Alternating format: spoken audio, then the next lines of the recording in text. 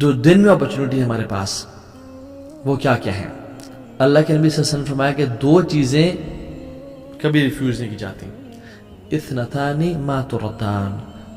Two things are never refused. الدعاء in the نداء.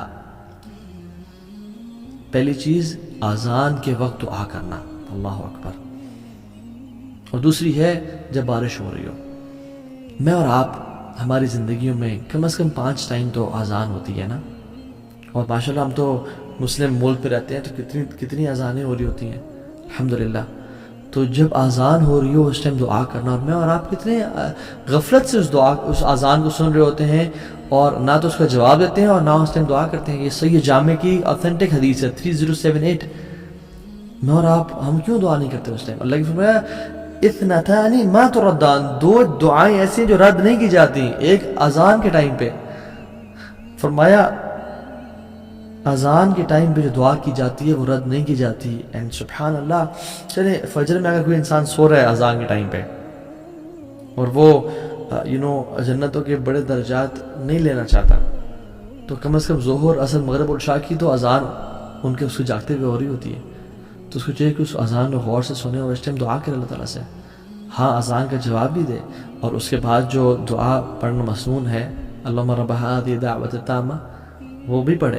لیکن اذان کے ٹائم دعا لازمی کریں. We shouldn't miss this opportunity. And how negligent are we? گھر میں بیٹھے ہیں اذان ساتھ مسجد ہو رہی ہے اذان کی آواز آ رہی ہے and we never make دعا and then we are in need of all the du'as and then we say کہ اللہ دعائیں قبول کر. But we miss these beautiful opportunities. یہ ڈیلی روٹینز ہیں جو ہمیں اختیار کرنی ہے اپنی زندگیوں میں. یہ گولڈن ٹپس ہیں. اور اس کے بعد سبحان اللہ رسول اللہ صلی اللہ علیہ وسلم فرمایا کہ اس کے بعد اگر یعنی وہ جو تم نے اگر مس چلو کر ہی دی ہے الدعاء لا يرد بین الاذان والاقامہ. وہ دعا جو اذان اور اقامت کے بیچ میں کی جاتی ہے وہ رد نہیں کی جاتی. وہ رد کی ہی نہیں جاتی. رسول اللہ صلی اللہ علیہ وسلم سچے فرما رہے ہیں. قالوا صحابہ نے پوچھا یا رسول اللہ فماذا نقول یا رسول اللہ صلی اللہ علیہ وسلم. یا رسول اللہ پھر کیا کریں کیا مانگیں؟ آپ نے فرمایا صلی اللہ العافیہ فی الدنیا والآخرہ. اللہ سبحانہ تعالیٰ سے عافیت کا سوال کرو دنیا میں بھی اور آخرت میں بھی. یہ ترمذی کی 3594 نمبر حدیث ہے. تو عافیت کا سوال کرو. اور بھی دعائیں کی جا سکتی ہیں. میں اور آپ اذان کے بعد چلنگ کر رہے ہیں موبائل پہ بیٹھے ہیں یوز کر رہے ہیں موبائل کو آرام سے اٹھے لیٹ وضو کیا اور تکبیر اللہ کو مس کر کے پہنچے نماز میں لا الہ الا اللہ. جو شخص مسجد میں جاتا ہے اس کو چاہیے کہ مسجد میں جلدی جا دعائیں کرے. جو خاتون گھر میں بیٹھی ہے وہ اذان کے ٹائم پہ بھی اور اذان کے بعد جب تک جماعت نہیں ہو رہی دعائیں کرتی رہے. یہ دعاؤں کی قبولیت اوقات ہیں اور ہم کتنے آسانی سے ان کو ضائع کر دیتے ہیں. And we are missing out on such a big opportunity. لا الہ الا اللہ. So go masjid early. اور sisters کے لیے make dua in the house. اور ایک اور اپرچونٹی اس کے بعد جب ہم نماز شروع کرتے ہیں اللہ اکبر اور ہم جب سجدہ کرتے ہیں تو سجدے میں ہم اپنی سب سے خوبصورت اور اپنی جو ماتھا ہے جو آنریبل چیز ہے جس کو ہم جھکنے نہیں دیتے لوگوں کے سامنے ہم اللہ کے سامنے زمین پہ لگا دیتے ہیں. اور اللہ تعالیٰ کو یہ چیز بہت پسند ہے.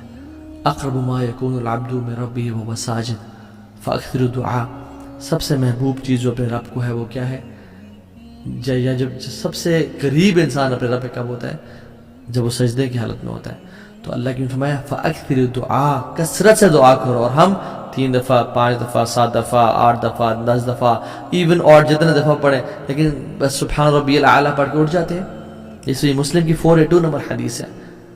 ہمیں چاہیے کہ ہم کثرت سے دعائیں کریں چاہے وہ قرآنک دعائیں ہیں یا وہ احادیث میں آتی ہیں. قرآن پڑھنے سے منع کیا گیا لیکن قرآنک دعائیں ہم کر سکتے ہیں. شیخ السمین رحمہ اللہ کا فتویٰ ہے. تو دعا کریں یا مقلب القلوب ثبت قلبی علی دینک. یا اللہ میرے گناہوں کو معاف کر دے. اللہم اغفر لی. جتنی بھی دعائیں ہیں عربی میں انسان مانگے تو کثرت سے دعائیں مانگے. اور ایک اور حدیث ابو امامہ بالی نے رضی اللہ تعالیٰ عنہ رسول اللہ پوچھا رسول اللہ صلی اللہ علیہ وسلم کون سی دعا اللہ تعالیٰ سنتے ہیں؟ تو پہلے ہم نے ذکر کر لیا تھا جوف اللیل الآخر جو رات کے آخری حصے میں کی جاتی ہے. اور دوسرا پارٹ ودبر الصلاۃ المکتوبات and by the end of every prayer.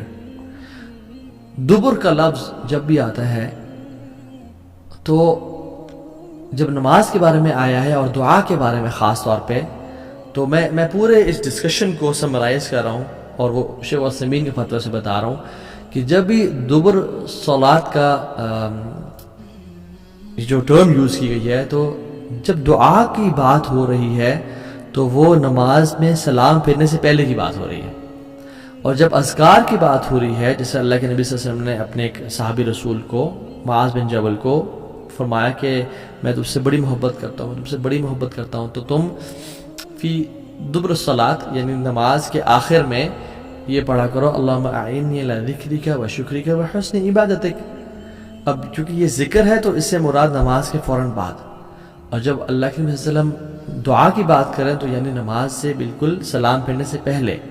یہ شیخ عثیمین نے اس پوری ڈسکشن کو سمرائز کیا رحمہ اللہ، کیونکہ قرآن میں بھی آتا ہے نا کہ فَإِذَا قَضَيْتُمُ الصَّلَاةَ فَاذْكُرُوا اللَّهَ، جب تم نماز ختم کر دو اللہ کا ذکر کرو، ذکر از آفٹر صلاح، اور بہت سارے اذکار میں دعائیں بھی ہیں ڈیفینیٹلی، ٹھیک ہے۔ سو کہنے کا مطلب یہ ہے کہ the irony is and ایک جو عجیب بات ہے وہ یہ ہے کہ ہم جو تشہد میں کا آخری حصہ ہے اس میں ہم بس ایک دعا پڑھ کے سلام پھیر دیتے ہیں۔ We are missing a lot on this opportunity۔ رسول اللہ صلی اللہ علیہ وسلم فرمایا کہ اس وقت میں جو تمہیں دعا پسند آتی ہے تم وہ کرو۔ عام طور پہ ہمارے ٹرینڈ بنا ہوا ہے کہ ہم وہ ایک دعا جو ہے رٹی رٹائی رب اجعلنی مقیم الصلاۃ ومن ذریتی یہ کر سکتے ہیں، لیکن اور بھی تو مانگیں۔ اللہ کے نبی نے فرمایا کہ 4 چیزوں سے پناہ مانگو، قبر کے عذاب سے، موت کے عذاب یعنی زندگی موت کے عذاب سے، جہنم کے عذاب سے، اور دجال کے فتنے سے پناہ مانگو۔ اس طرح کی جتنی دعائیں آپ کر سکتے ہیں کریں، جو دعا چاہتے ہیں آپ سلام پھیرنے سے پہلے کریں۔ اور ہمارے سب کانٹیننٹ میں ایک عجیب سی بات آئرنی یہ ہے کہ سلام پھیرنے سے پہلے ہم دعا نہیں کرتے، اور سلام پھیرنے کے بعد اجتماعی سب لوگ ہاتھ کھڑے کر دیتے ہیں، جو کہ صحابہ کرام کے دور میں نہیں ہوا کرتا تھا۔ اجتماعی دعا ہاتھ کھڑے کر کے رہے نہیں، وہ دعائیں سلام پھیرنے سے پہلے کیا کرتے تھے، اور سلام پھیرنے کے بعد اذکار جن میں کچھ دعائیں بھی ہیں، اللہم اعنی علی ذکرک و شکرک و حسن عبادتک، اللہ اکبر، استغفر اللہ استغفر اللہ استغفر اللہ، اللہم انت السلام و منک السلام تبارکت یا ذا الجلال والاکرام، اور آیت الکرسی اور باقی اذکار۔ This should be done before سلام، اور دعائیں کریں کثرت سے۔ اور اس کے بعد دیکھیں، اگر میں آپ سے سوال پوچھوں کہ نماز کے بعد، نماز کے سلام پھیرنے فوراً بعد دعا کرنا افضل ہے، قرآن پڑھنا افضل ہے، یا اذکار کرنا افضل ہے، تو شاید آپ سے کہیں ہاں قرآن پڑھنا افضل ہے شاید۔ تو صحیح آنسر یہ ہے کہ اذکار کرنا سب سے زیادہ افضل ہے۔ کیوں؟ کیونکہ سنت سے ثابت ہوتے ہیں نماز کے بعد اذکار کرنا، اور جب اپنے اذکار کر لیا اس کے بعد بے شک آپ دعا کریں یا قرآن کی تلاوت کریں یا جو مرضی کرنا کریں۔ سو جو چیز سنت سے ثابت ہے وہ سب سے بہترین اور افضل ہے، تو ہمیں یہ چاہیے کہ ہم یہ کام کریں۔